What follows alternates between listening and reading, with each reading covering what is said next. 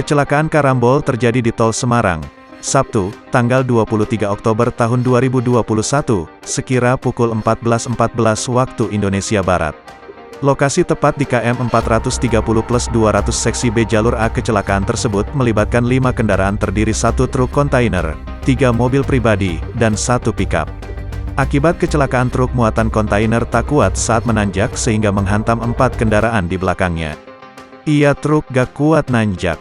Mundur lalu tabrak 4 mobil di belakangnya, ujar manajer trafik JMTO Ruas Semarang ABC, Roni Ermawan saat dihubungi tribunjateng.com. Roni mengatakan, mendapat informasi tersebut pihaknya lantas bergerak cepat untuk mengevakuasi kendaraan. Apalagi kondisi truk trailer melintang menutup jalur 1,2 dan 3.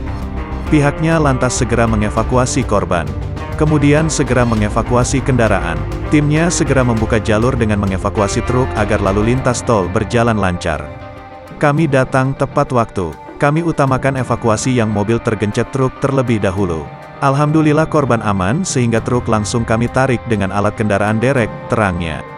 Proses evakuasi, kata dia, berlangsung selama 30 menit. Tidak ada korban jiwa dalam kejadian itu.